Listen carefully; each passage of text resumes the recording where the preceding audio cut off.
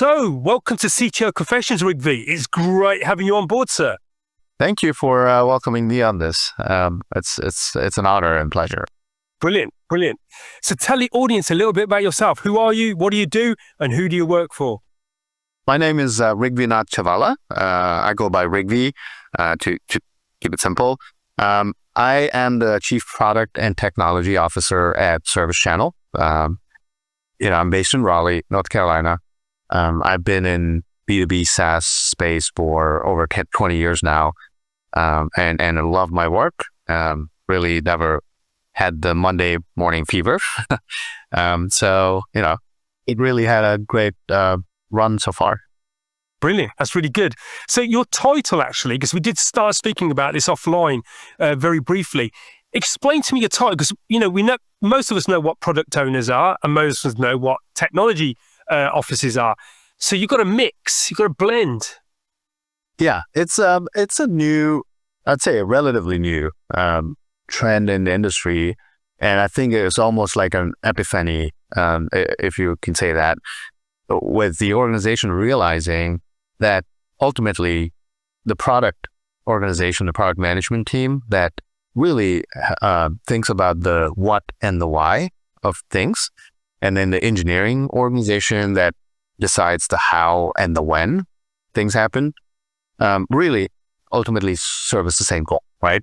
Of delivering high-class products that customers love, and they would want to pay money, and it's commercially successful and makes a lot of lives better, right? So that whole culmination of thinking led to this industry trend of hiring more CPTOs, where traditionally they had a chief product officer and a chief technology officer, and for reasons unknown, there was more butting of heads than collaboration in the past. I think CPTO kind of bells that and really kind of supports both groups. In you're talking to yourself basically. Say, should we do this? Yeah, right. Do you use a mirror kind of thing to do that? Do you speak to yourself in the mirror and have those conversations? Yeah, exactly. So you need to find the balance, make sure you control emotions on both sides. And there's always a natural tension to say, well, I want you to do this. And the engineering says, we cannot do this in the budget or time frame you're asking for, and there's that natural tension. And so there's always that balance. So I really like my job as a CPTO because I'm able to bring both as a technologist. When I joined the workforce as a developer myself, I work with product managers. I was part of this natural tension. And for me to empathize with that and grow as part of that ecosystem really kind of helped me where I am today as a leader, right? Fascinating. I love that. I love the bringing together these kind of blends. And in terms of your career then, okay, what's that been like to get to this point, to get to this chief product and technology officer role? I would say it's a decent success story. It's not something you would put on Fortune, or Forbes magazine, but I started off as a software engineer in different tech stacks. I was in Java, eventually moved to .NET, C#, Oracle database to SQL Server database, MySQL, kind of the tech stack kept growing. But through that journey too, what I realized as an engineer is I'm doing something that eventually has an outcome and an impact, right? And for me personally, what helped me was really getting closer to what I call the end user, right? And that curiosity led me to understanding why we do certain things, not just what I'm told to do and, just deliver my work and move on. And that really kind of helped me in my career. And maybe this is one advice I would give to most technology folks is, just be curious about why you're doing certain things and know what the end user impact is. In my view, I've been in B2B software. So think of, any B2B like Salesforce that most teams use, or ServiceNow, or the big ones. The products that a business sells, like ServiceNow is a business, they sell to another business to use it. if you don't go down the path of who is the actual human using that product and what is the end user impact, and they go home early because they just wrapped up a report and sent it to the manager and they're done and they can go home, spend time with their family. That's an output, right? That's the impact that you're delivering as part of that software. So as a developer, if you can kind of draw that line of sight to the end goal, that I think will help you career-wise, because then you're reverse translating any new feature requests, anything cool, innovative that you want to deliver. You always have that end goal in mind. And so that really helped me to become, like, take more of those leadership roles, manage more of the people that can deliver better outcomes. I call that the sphere of influence. What is my sphere of influence? And it goes beyond the team I manage, it goes beyond the organization I work for. It goes beyond the customer's organization. It goes all the way to the end users, right?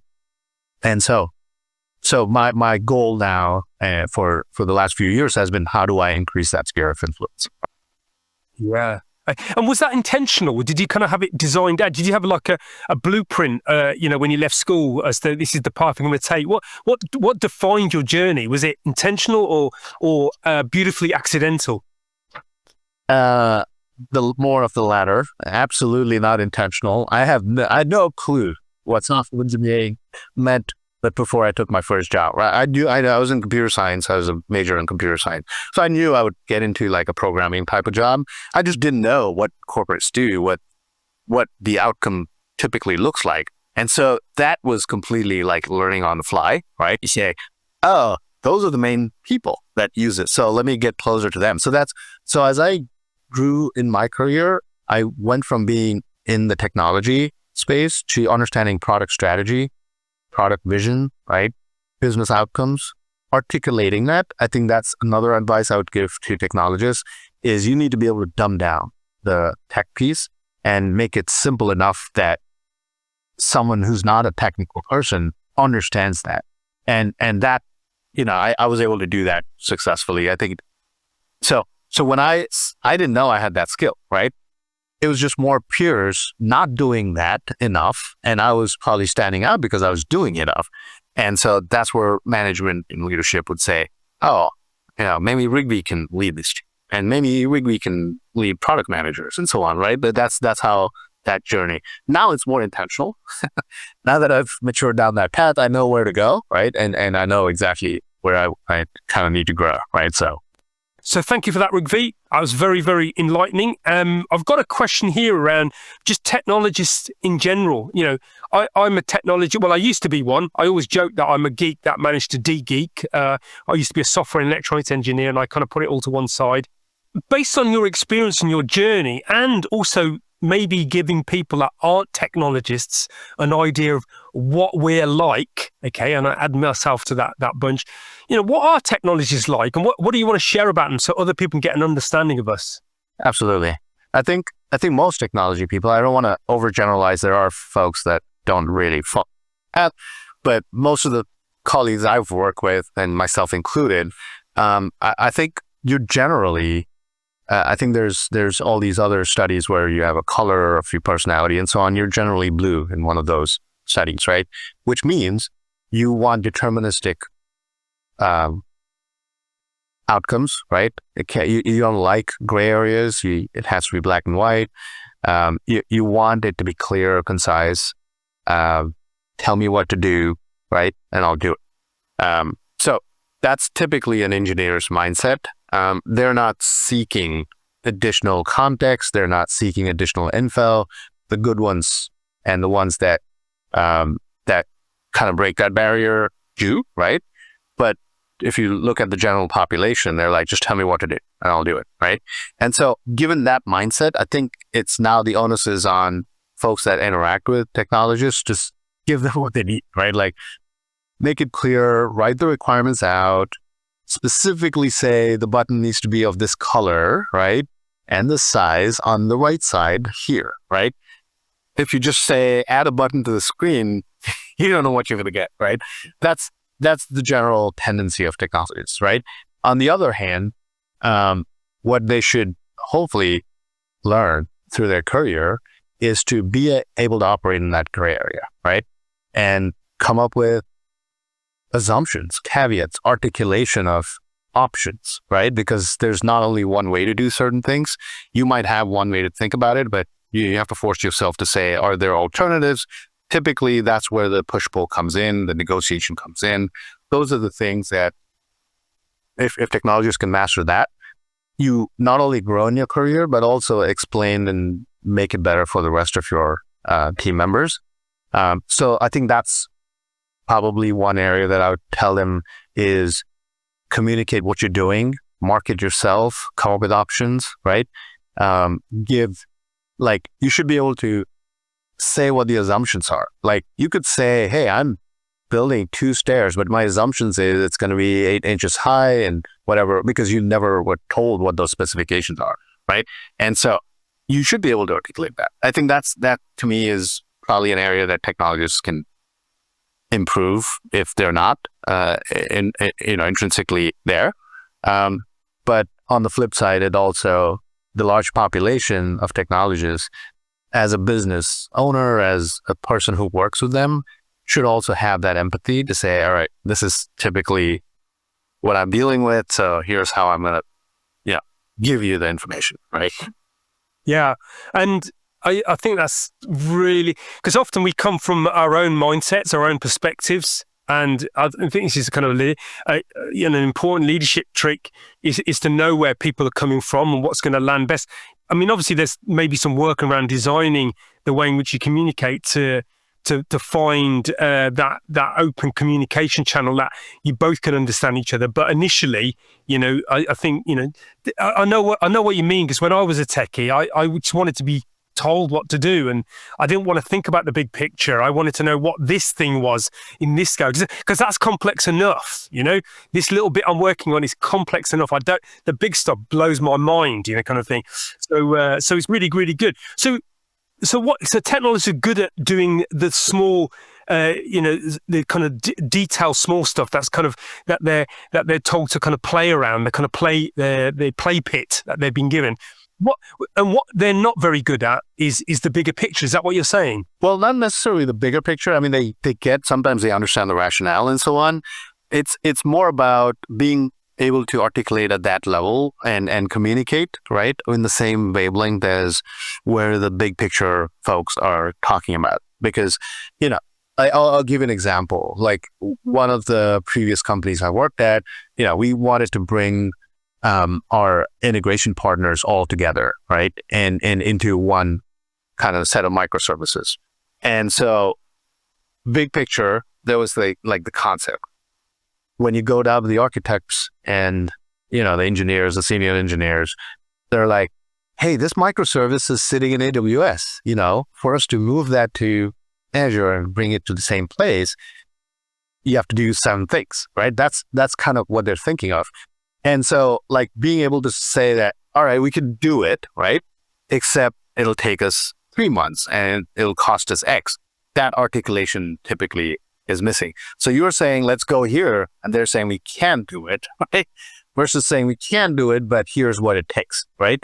And that's the flip of that is, can you explain the options? Can you come up with other ways to do it? Or maybe even say what it needs, right? Like in a business way.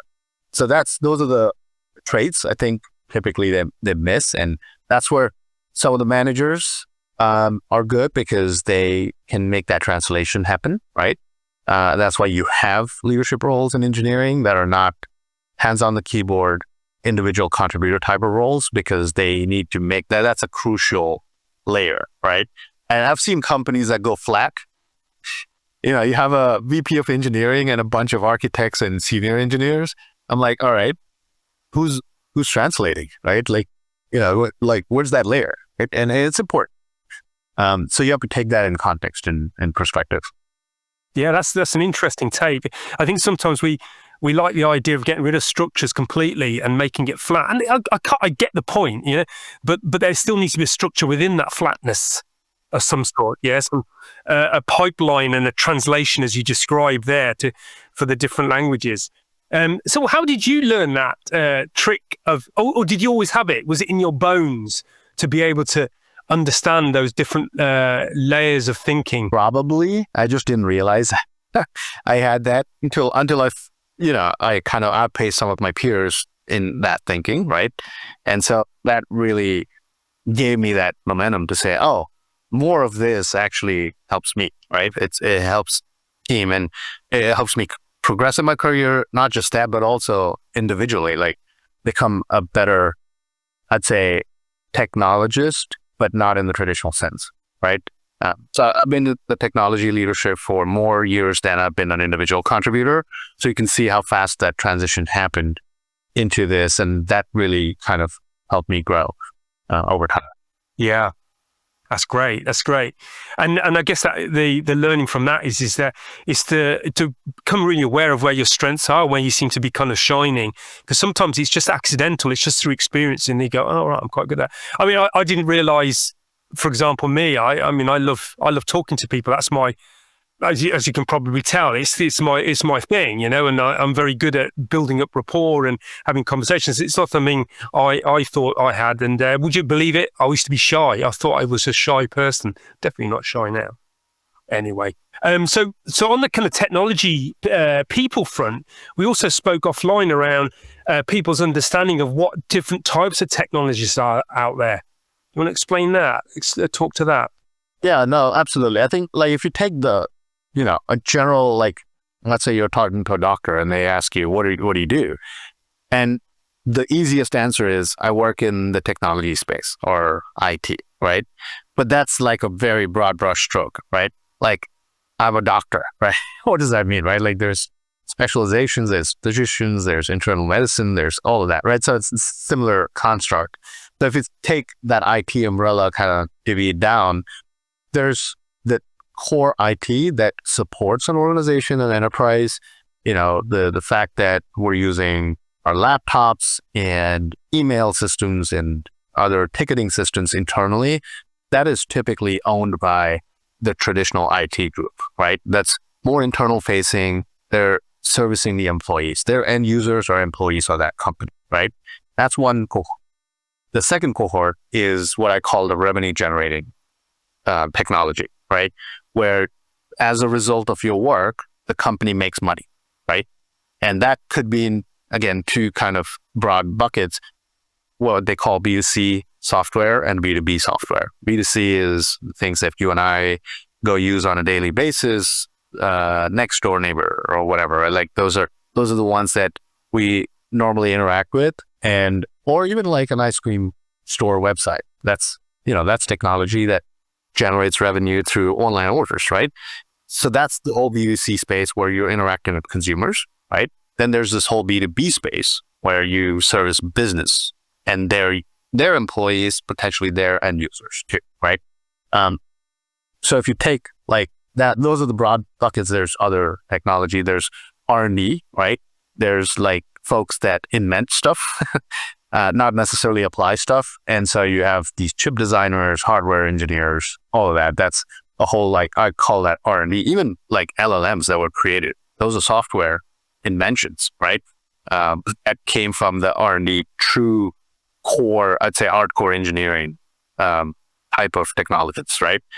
Most of the B2B, B2C is application of what's already there, including the IT, right? So like you have to pick your space, and sometimes it's happy accidents. Like my first job happened to be a B2B software product company. And so I stuck to that domain, right? There was no reason for me to do that. I have completely forgot a fifth segment, which is services, right?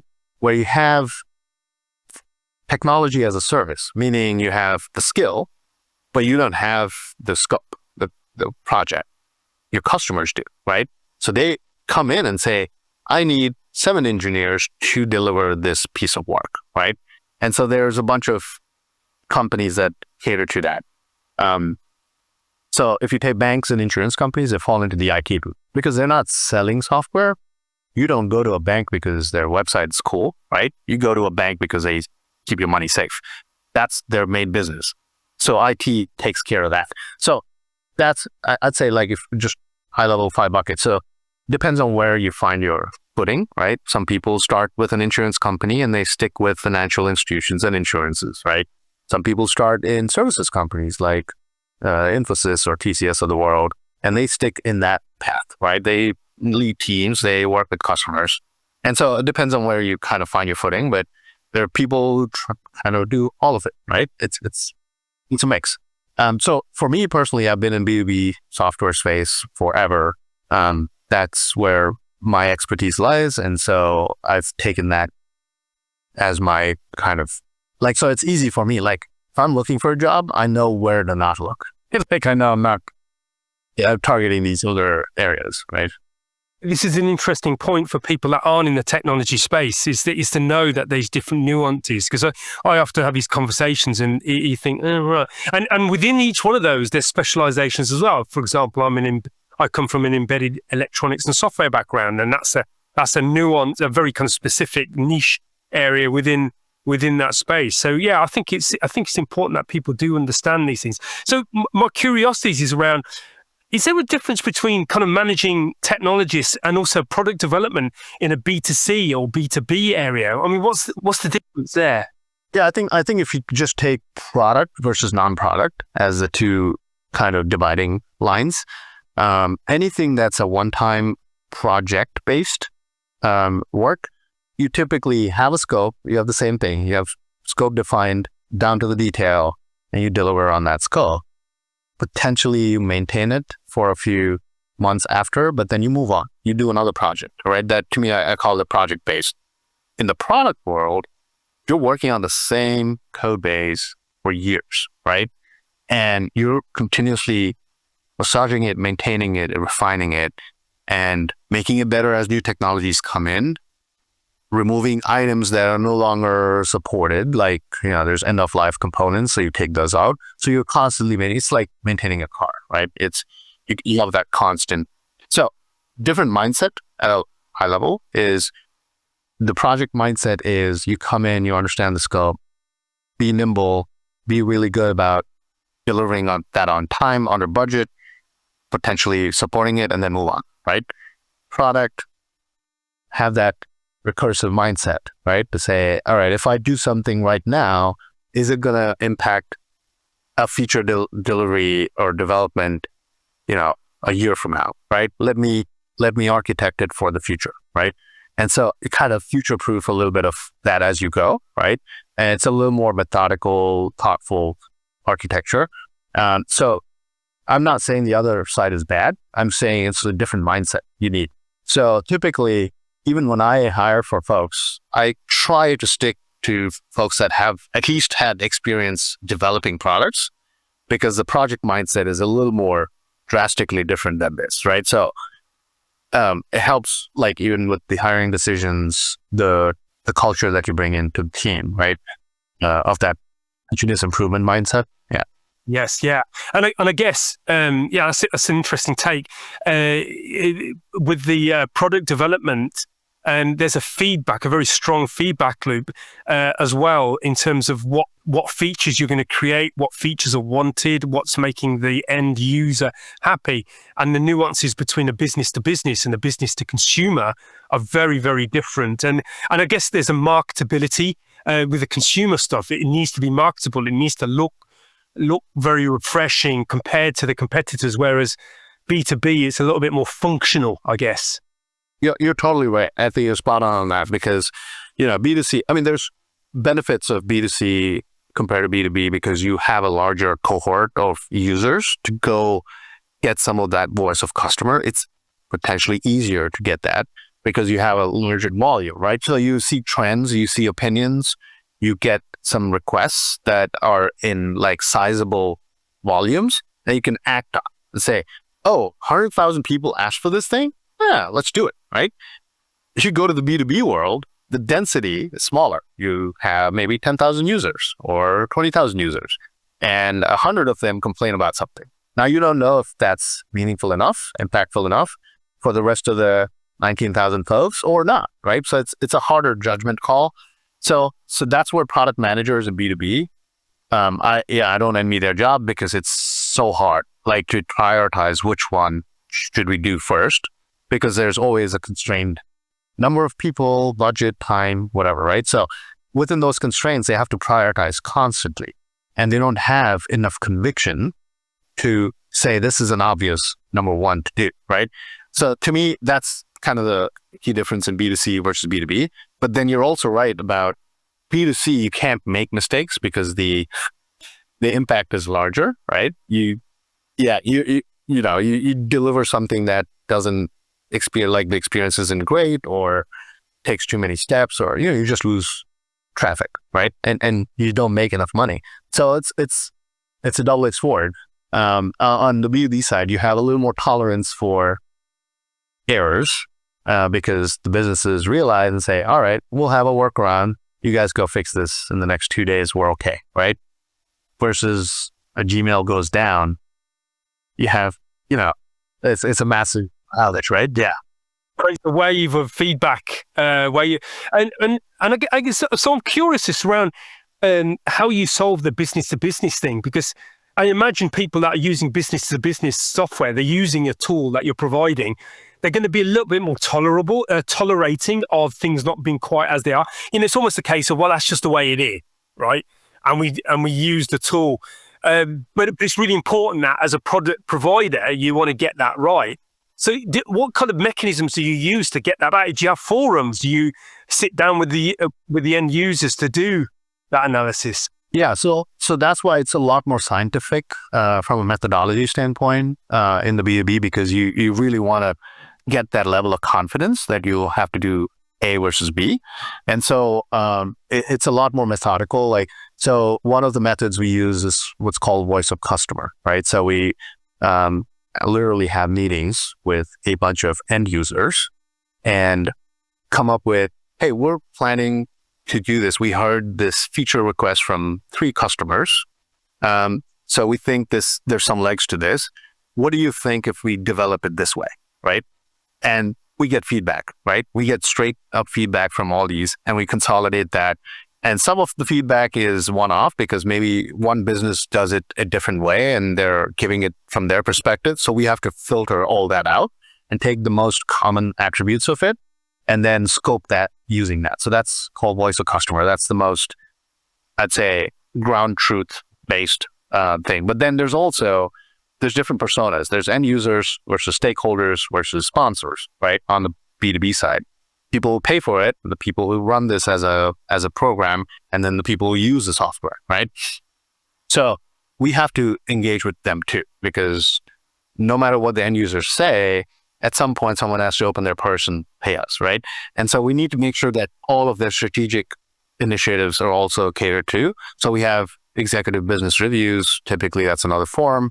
We do customer advisory boards. This is typically for innovation, like brand new innovation, to say, hey, we've heard that you guys don't do this financial planning aspect in the product very well because it's not there. So what if we build that for you, right? What are the high-level features you might need and so on? So we use CABs as another forum. There's surveys. We do surveys in-app, right? To say, hey, we just launched this new feature. Tell us if you like this or not, right?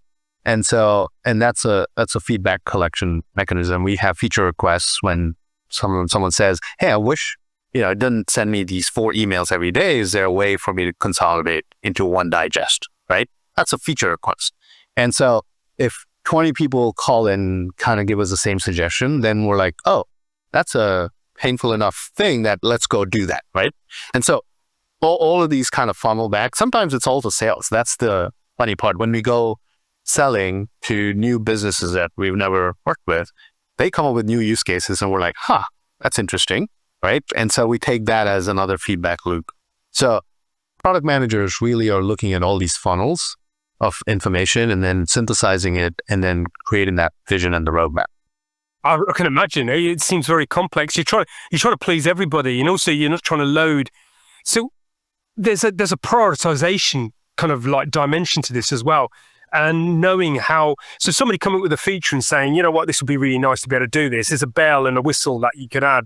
But then there's like a business impact. As you said, there's different stakeholders, different actors in the system. So how do you prioritize it then? What's the prioritization mechanism? Because that's something that I don't think businesses get very good at. They do stuff. Yeah. Again, there's a lot of like proven methods for prioritization. There's frameworks where you do some weighted scoring on what is the the level of pain, the impact, the reach, right? The frequency of the problem, the commercial angle of it. Like, does it actually make us money? Is it worth spending those dollars on this feature versus this feature? And so if you go down like a more kind of scientific methodology for these, and there's a bunch of frameworks. I'm not like there's a list of acronyms, product management frameworks, but that's typically what we use for prioritization, right?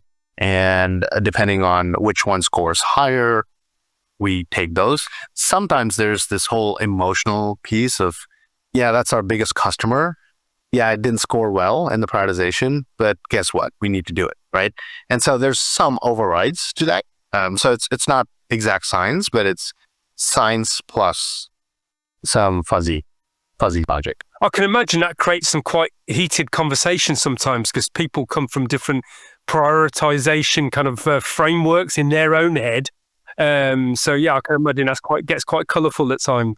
How much weight do you put on frequency versus reach? Yeah. Perhaps. Yeah. We'll have to, and so if you weight it incorrectly or weight it to the business that you're serving, it may not match up with another business's priorities. Yeah. Right? They might say, yeah, it's infrequent, but when it happens, it's a massive pain, right? That's right. And I can imagine this can go into a little bit of an analysis paralysis. I mean, actually, you're kind of thinking about what to do rather than doing something and getting that balance right. So I imagine as part of your leadership, there's times where you just have to put your foot down and you see the meta view, the bigger picture, and you just go, no, we're just going to go with this. We need to make, what's that saying? No decision is better. A decision is better than no decision. So let's make one. There you go. Absolutely. Yeah. And I think, the structure, the teams, the culture, right, within the leadership across, at least, where I've been at, even including ServiceChannel, is there's always this constant review of the prioritization matrix, right? And what are the top 20 things we're doing? Where's the wire? Like, where do you draw the line? What's above the line? What's below the line, right? And so that as long as you're constantly monitoring it, everyone's on the same page. You could say, hey, remember this customer made a big deal about this issue? It's below the line because we have 20 other important things. Are we aligned as a business to defend ourselves when they escalate it again, right? Like those are the conversations that we have in that. But then once we align on that, to your point about a decision is better than no decision, then we go execute on that, right? And that doesn't mean it's set in stone. Things change. Some new thing could come in and we would just prioritize, reprioritize, and go with the new alignment, right? And so we do that actually every month. So we look at the entire list of things that the teams are working on every month. Right. That sounds good. And the other topic that popped into my head then, because I used to be really into this, I don't know why, I think I'm just a little bit strange, but requirements capture, because as part of creating these features, you also need to be very clear on what that is, because engineers will read it or see a different perspective as to what the product leader like yourself or even one of the these specific feature product owners sees. What's it like structuring requirements in this kind of space? Is it do you do requirements capture, and do you have lots of large diagrams where work is kind of tagged to requirements so it's where it's coming from and why you're doing it? Yes, absolutely. Every one of those, right? So we have a almost a cascading set of processes, right? We initially capture some of these ideas. So we capture all the ideas that we want to work on. Once we prioritize it, they all get bunched into what we call epics. They're almost like initiatives that are grouped, right? Hey, module A needs ABC feature. We group them and say, this is an epic to deliver all three, right? That's the epic level definition. We call ERDs. And then once we get down to scoping, then we take it and break it down and say, all right, let's talk about feature 1. Let's talk about feature 2, right? And then they write down specifically what needs to be done. Even kind of beyond that, they go one step deeper to say, to deliver feature 1, you need to do X, Y, and Z, right? And they're called user stories, right? Basically, as a user, when I click on this happens, right? And those are more specific. Once we get down to that level is when they get schedule for development, right? It seems waterfallish, but it's not, right? Because if the priority changes for the epic, that whole cascade goes away and then a new thing comes in. So when people say agile, it doesn't mean that, you change requirements on a daily basis. It just means that you're able to reprioritize and move to the new priorities in a fairly quick map, right? So there's always this misconception of agile being, I'm going to tell you something tomorrow and you got to do it, right? That's not how it works. So, but the point is, it goes down to that level and then it gets developed and delivered at a user story level. And I imagine it's because I know your company, bringing in the company that you work for, ServiceChannel, you've got lots of industries that you work on in. The platform has to kind of service all of those. And so I imagine getting the requirements together to be able to have some form of thread, like logical thread of that this feature and requirement is applicable to that industry or it's general. I'm not sure if I'm making sense here, but there's different industries here as well that have different requirements which feed into the feature that you're trying to create. Oh yeah, definitely. And some of it is functional in nature. Like, so if you just since you brought up ServiceChannel, if you take facilities maintenance in general, so let's say you walk into any of the restaurants, fast food restaurant, right? The kitchen equipment needs to be functional. The HVAC needs to be operational, right? Your automatic doors need to work. Your restrooms need to be functional, like your flush tanks and so on. All of those matter to customer experience, right? And so when we say facilities maintenance, we're talking about all these things that need either both reactive maintenance or planned maintenance on an ongoing basis, right? So our software really allows these businesses to react to certain things like, hey, a flush tank doesn't work or HVAC's down. They put in a work order into our system, and we then connect to our 70,000 service providers, and we have this whole routing and ranking methodology within the product that they can configure. And it says, okay, if it's a plumbing issue, send it to A1 plumbers that you normally use, and they're already in the system. So it gets dispatched and some guy shows up and they fix it. And then the invoice passes back into the system, and then they get billed and all that, right? So that's the whole end-to-end workflow that we typically allow for within our product. So when features like, hey, there's a repeat issue for the same thing, can you update the invoice? Let's say that's the feature request, right?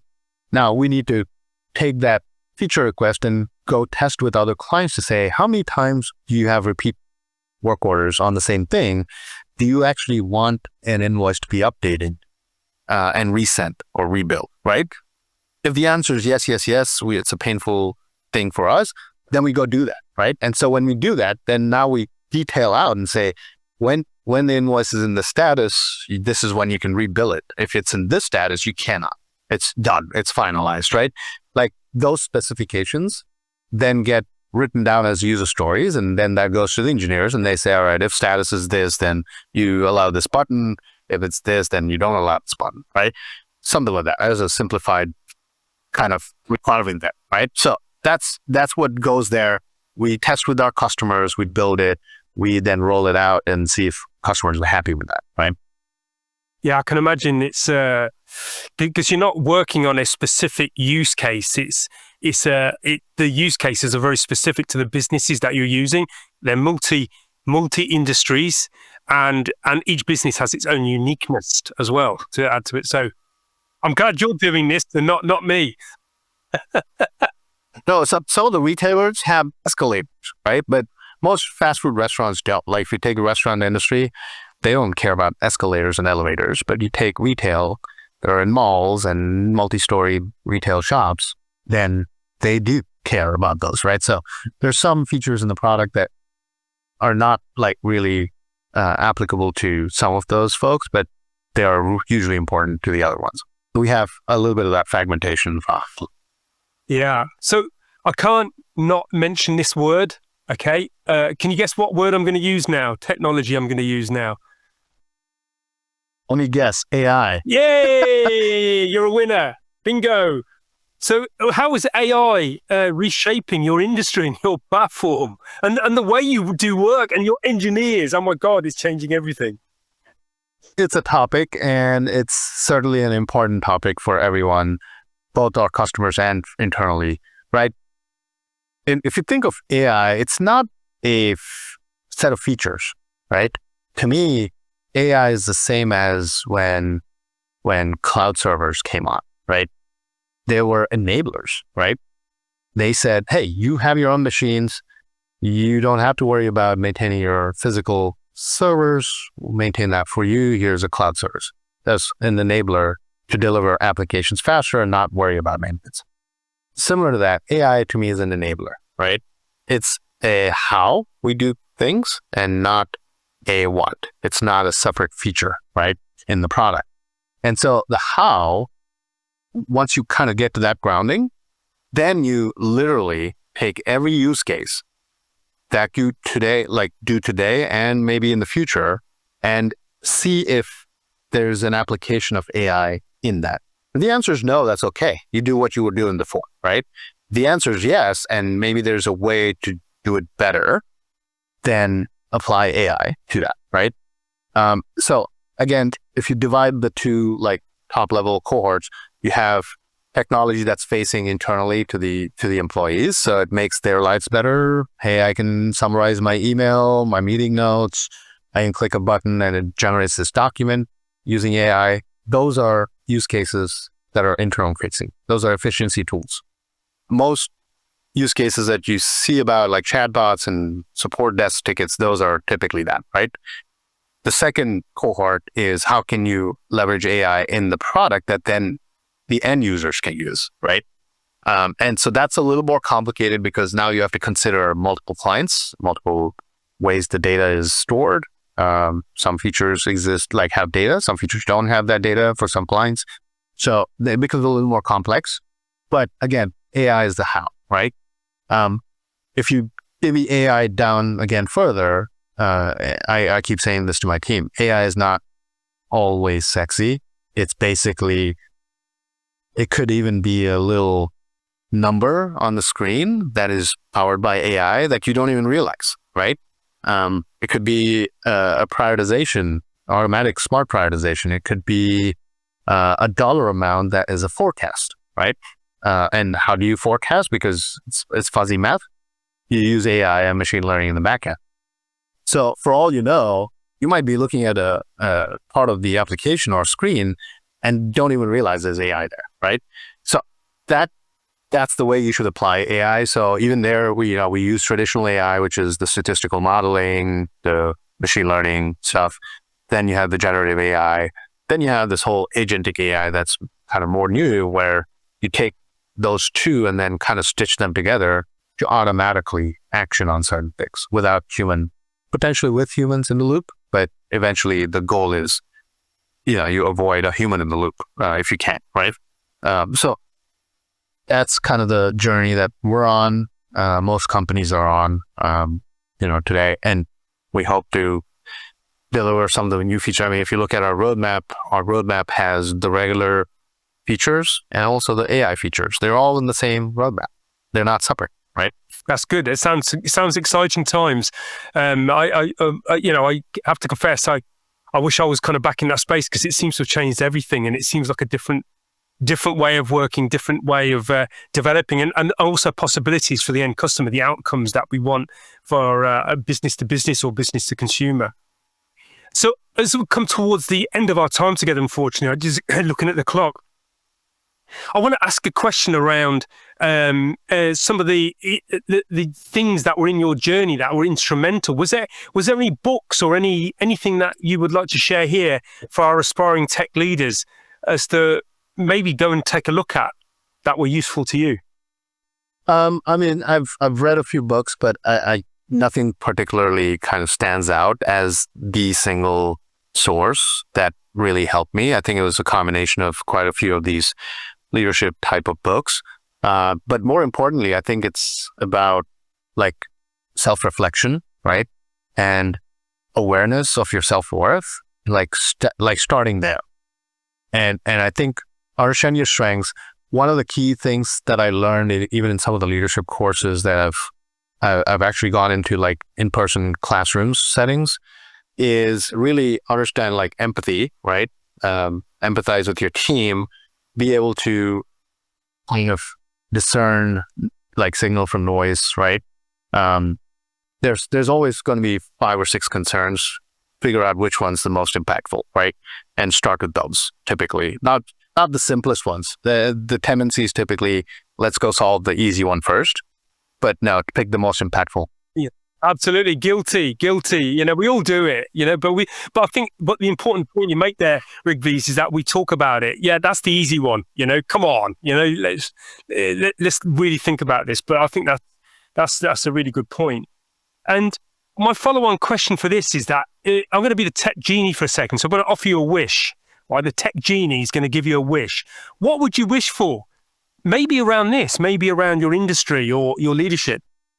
For me, I'm an adopter of technology as it comes out to the most part, but I always feel that the ecosystems are all fractured, right? Just as a consumer, I'm in the Google ecosystem. You have Apple, you have other like Meta and other platforms, right?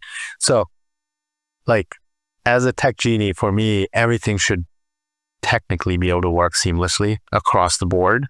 And I don't know when that will ever happen. I don't know if it'll ever happen, but if I had a wish, I think it has to be interoperable across the universe of technology, right? Beautiful. I think that's a really good one because I'm a big fan, well, many technology leaders are a big fan of APIs, which allow different systems to work with each other. It's like a presentation of an interface. But I guess as you described that, it's the kind of the universal API, kind of thing. It just allows things to know how to kind of talk to each other. Maybe that's an AI layer. Maybe there's a translation there that goes on. I don't know. I mean, there's definitely strides in that. Like I have a Tesla, and they just recently released Grok on Tesla. And my first question to it is, hey, can you tell me what's on my calendar? What's my next meeting? And it's like, I don't have access to your calendar. And I'm like, oh, come on. Yeah. It's there in the Tesla app. It's already connected and it can read it. Yeah. And I'm like, it's already there. Come on, Yeah, that's an interesting one. And actually, you touch on a point here, which is containment of information, security, and cybersecurity, and privacy, because that's in the heady mix of all this as well. Is that maybe some of us want that, maybe some of us don't, and that kind of creates a whole new dimension of thinking about how we solve this. So unless we go full on open, that's been an unsolved barrier so far. Maybe that's why, Yeah, maybe we need an AI agent that knows what our privacy preferences are, that then talk to the AI that does the old translation. There you go. You heard it here first. That's great. So as we come to our final full stop of the podcast together, Rigvinath, what's your final key takeaway that you'd like to offer our tech leader and techie audience listening to this podcast out there? What's your gift? Well, I mean, Again, I think I said this earlier too, but if I had to summarize and say one thing, I think just staying curious helps technologists like flourish. If you don't ask the why and the rationale or dig deeper and have that curiosity, then you'll continue to do what you're doing every day and not learn more things, right? And the second one, just to add to that, and this is personally what helped me, is I learn to apply, not just learn for the sake of learning. And so there's a slight nuance there, right? If you don't practice what you learn or you don't apply what you learn, yeah, sure, you're knowledgeable, but you're not pragmatic, right? So to me, that's another area is, like of all the billion things you can pick from, pick the ones that you can actually practice on or apply, right? I love it. Two wise takeaways as we part company. So thank you for that, Rigvinath. It's been great having you on CTO Confessions.